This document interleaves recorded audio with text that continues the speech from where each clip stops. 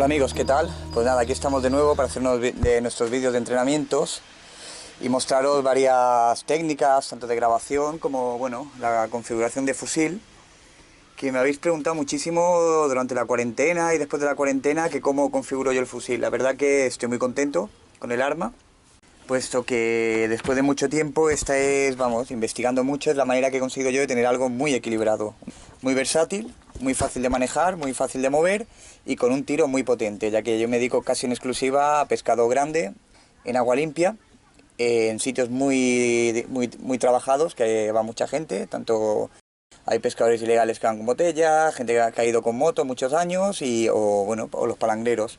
Entonces no me puedo permitir el perder un pez. Cuando encuentro un pez tengo que ser bastante efectivo. Después de años pescando con maderos, como ya he comentado bastantes veces, cuando salieron este tipo de gomas, que actualmente se llaman Brown Pure, ahora creo que sacaremos unas gomas mejores en breve, pues me di cuenta que podía conseguir las mismas prestaciones con un fusil tradicional, un fusil de aluminio bien equilibrado y bien fino, que con el madero que tenía, que era bastante difícil de mover. Conseguí unos tiros muy buenos, pero bastante difícil. Bien, pues el tema es que estas gomas me daban muchísimo menos retroceso que las gomas que tenía que usar en aquella época para conseguir un tiro fuerte. Conclusión, necesitaba menos masa de fusil. Conclusión, podía utilizar un fusil más manejable. ¿Qué pasa? Las gomas son finitas, las gomas son justas, tienen muy buena hostia, pero tienen que estar muy bien cortadas, no pueden estar ni demasiado cortas ni demasiado largas porque pierden prestaciones y pierdes oportunidad o pierdes potencia. Vale, el fusil que a mí me va bien, perdón, y otra cosa, la varilla también tiene que estar equilibrada, o sea, aprovechada al máximo. Yo, como veis, monto una varilla muy corta, ya que con el sistema de cabeza al abierto puedo ver toda la varilla, puedo apuntar muy bien y aprovecho su longitud entera a disparar. Mis medidas son en un fusil Cherokee Ocean 110, ¿vale?, que viene a ser un equivalente al 105 Jerónimo antiguo. Yo utilizo varilla de 135 y gomas cortadas a 50 centímetros. Gomas Brown Pure de 14 cortadas a 50 centímetros. Y como veis, los obuses, pues uno cerrado, que quedaría más adelante, y uno más abierto, que es el que queda más atrás, para que las gomas no tengan resistencia entre ellas, no se frenen, ni se líen, ni pellizquen el hilo.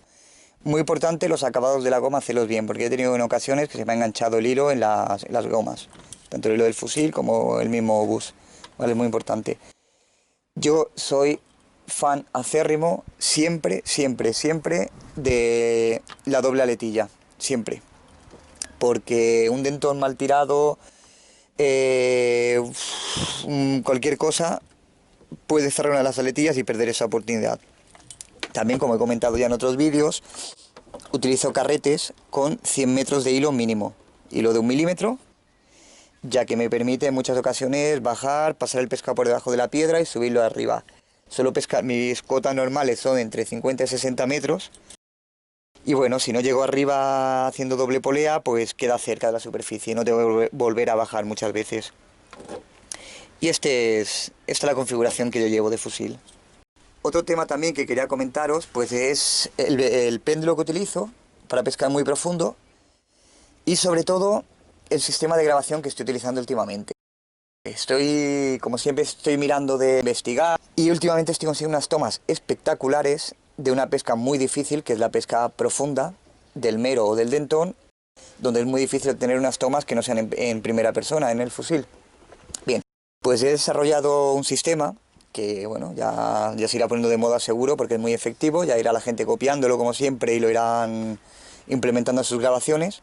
Y es, pues esto que veis aquí. En el mismo péndulo, pues pongo la cámara en él.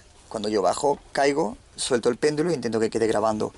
Bueno, hay contras, por supuesto. Hay que mirar que el hilo no enganche la cámara, podemos romper la cámara, hay que colocar el péndulo muy bien en el fondo. Al subirlo hay que tener mucho cuidado. Es muy fácil perder y romper la cámara. O sea, es bastante común, hay que hacerlo con mucho cuidado. Pero bueno, yo bajo, coloco el péndulo donde quiero hago la acción de pesca y, como veréis, consigo unas tomas espectaculares. Para mí, creo que a día de hoy son las mejores tomas que se han conseguido de pesca submarina muy profunda. O sea, estos meros cogidos de entre 50 y 60 metros que vamos a ver a continuación durante los entrenos, pues me parece que han sido unos grandes logros sus escenas, sus tomas, ya que aparte de la captura me gusta pescar doble, coger y sacar unas buenas grabaciones de ello para poder mostrarosla y poder explicaros cosas.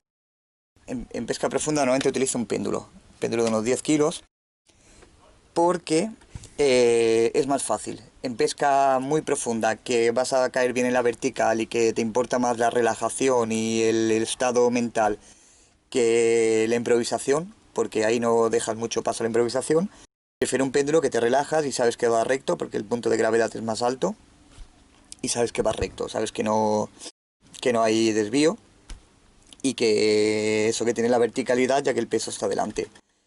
En caso de menos profundidad, prefiero llevar cinturón. ¿Por qué? Porque me permite volar, me permite cambiar de rumbo, me permite improvisar un poquito, me permite eso, tener un poco más de margen de acción. Pero claro, yo eso lo utilizo así hasta unos 40 metros o 45.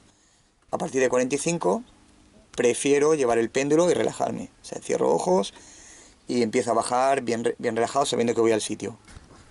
Pues bueno, empezaremos estos entrenamientos con esta primera bajada, en la que bajaremos sobre un fondo bastante profundo. Durante la caída, como siempre, una buena relajación, preparamos la cama, nos concentramos en todo, nos intentamos abstraer lo máximo, relajar las pulsaciones y cuando estamos preparados empezamos la bajada.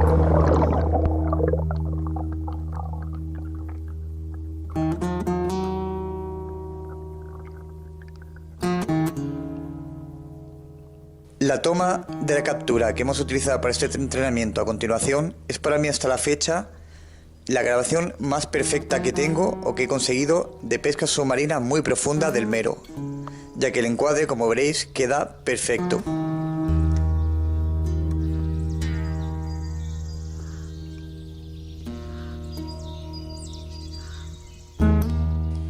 Y a medida que vamos cayendo, nos vamos dando cuenta de que nada, que vemos la señal bien y que hemos ventilado encima del sitio adecuadamente. Así que nada, al llegar al fondo vi el agujero que buscaba, que era un agujero bastante difícil de encontrar, un agujero bastante pequeño, es una zona muy plana, muy oscura y es un agujero bastante pequeño. Nada, en la primera parte que miré del agujero no veía nada, vi un pequeño mero y cuando fui a darle la vuelta a la piedra, ya que me encontraba bien, ya que habíamos hecho toda la bajada bien, recta, cuando fui a darle la vuelta a la piedra, pues me encontré el cabezón intentando recular para esconderse. Como siempre, movimiento sigiloso, damos la vuelta a la piedra y el mero se me queda mirando y justo cuando va a recular, ¡pum!, logro de pegarle el tiro, lo dejo tieso. Este año ya que llevo el fusil bastante bien equilibrado y los tiros son muy rectos, estoy consiguiendo un altísimo índice de caos. Yo creo que de todos los meros que he cogido este año, creo que todos, y no han sido pocos, han quedado caos. Debido al sigilo, a que el mero no me huye, me acerco a una velocidad muy cauta y un fusil en el que yo confíe, que yo sé que pongo la mano, no tengo que perder segundos de más apuntando porque sé que donde pienso va. Esto es muy importante. Y bueno, el mero quedó cao y como veis, pues la cámara quedó muy bien enfocada, muy bien dirigida y nos ha salido una toma espectacular. Pero yo creo que de las mejores que he conseguido en mi vida. Tengo bastantes, tengo tomas muy conseguidas porque es mi misión principal, pero esta yo creo que quedó espectacular, quedó bien, quedó muy bien. Y bueno, pues subidita y desde arriba recuperamos el mero y una bonita captura más una bonita grabación, doble satisfacción.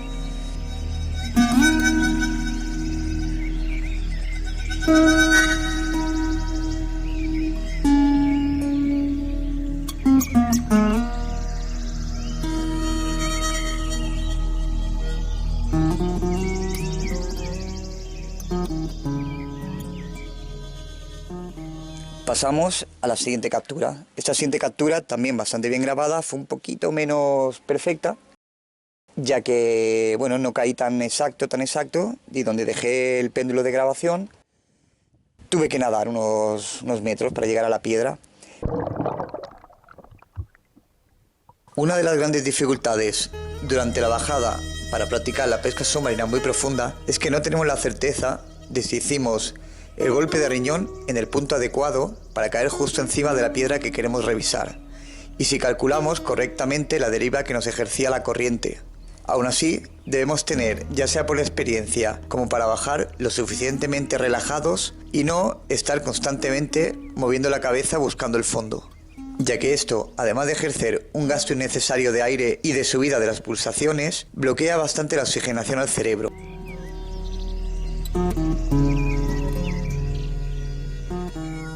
Bueno, no caí tan exacto, y donde dejé el péndulo de grabación, tuve que nadar unos metros para llegar a la piedra, pero me equivoqué, porque viendo la piedra, en vez de entrar en la entrada donde había un mero que yo no lo veía, fui hacia la punta del podrido de piedra, donde yo veía más pescado pequeño. Cuando fui a la punta y vi que estaba vacía, pues nada, decidí subir, antes de estar ahí alargando y tal. Y justamente empecé a subir y desde arriba localicé otro mero bien agazapado en la sombra. Y nada, él se intentaba dar agazapar, lo vi, me dejé caer un pelín, porque había subido con margen bastante pronto, y pude pegarle el tiro. También es una captura bastante profunda, y bueno, pude pegarle el tiro, dejarlo cao, pero claro, ya llevaba tiempo en el fondo y decidí subir en vez de enredarme a sacarlo de entre las grietas. Subí, bueno, tuve que utilizar otra bajada para sacarlo del agujero, fácil, salió muy bien. Y bueno, vino para arriba. Si en la primera caída hubiera caído en la parte delantera, en vez de irme al final de la piedra, me hubiese encontrado este mero de frente muy fácil, hubiese sido todo una grabación perfecta también, pero bueno, eso es la pesca, no todo es... hay que saber improvisar.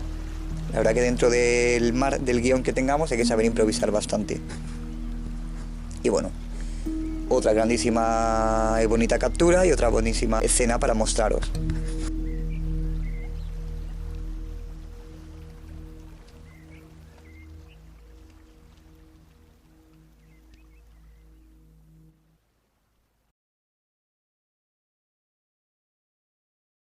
Y por última bajada, para estos entrenamientos utilizaremos una bajada del mismo estilo y profundidad parecida a las anteriores.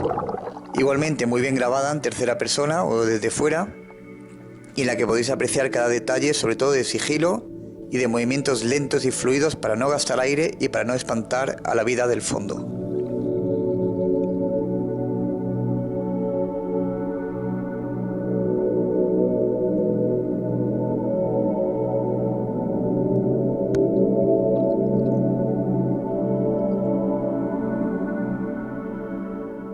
Os voy mostrando y os voy explicando la siguiente captura y grabación, que fue muy interesante también. Aquí pues nada, llegué al fondo, llegué a un escalón donde suelo hacer esperas a los dentones, pero bueno, durante la bajada ya veía que no había vida, que no había dentones, es un bracito corto, y si están los ves al caer y bueno, se suelen ir y al esperar vienen. Es un fondo de 54 metros, también es bastante profundo. Y nada, una vez en el fondo vi adelante unas piedras que recordaba que había cogido algún abadejo, unas grietecitas así pequeñas, de esas insignificantes. Normalmente, últimamente los meros se meten en sitios insignificantes. Bueno, y empecé a andar así mirándolas por encima, a ver qué se veía entre ellas. Y efectivamente, veo otro mero, igualmente agazapado, intentando pasar desapercibido o esperando un falso movimiento mío para echarse hacia atrás y desaparecer de la vista dentro de la grieta. O sea, siempre lo sueles ver asomando un poquito el morro y listos para echarse hacia atrás. Pues giro la piedra sigilosamente, le coloco el fusil y ¡pum! A tiempo. No perdí demasiado tiempo en apuntar, por lo que hemos dicho antes, porque estoy muy confiado con mi arma. Y efectivamente quedó tieso y bueno, pues para arriba. Lo empecé a subir y ya desde arriba bueno, bajadas fáciles. Lo que pasa es que en esta ocasión sí que solté carrete. Normalmente me lo llevo para arriba de una y en esta sí que solté carrete. Porque no era a principio de temporada, no estaba muy fuerte y no quería hacer esfuerzos de más. Y ya desde arriba, pues bueno, al soltar carrete, pues quedó un ratito el mero abajo y se puede ver la captura. Queda otra toma muy bonita y muy bien grabada gracias a la técnica nueva de grabación.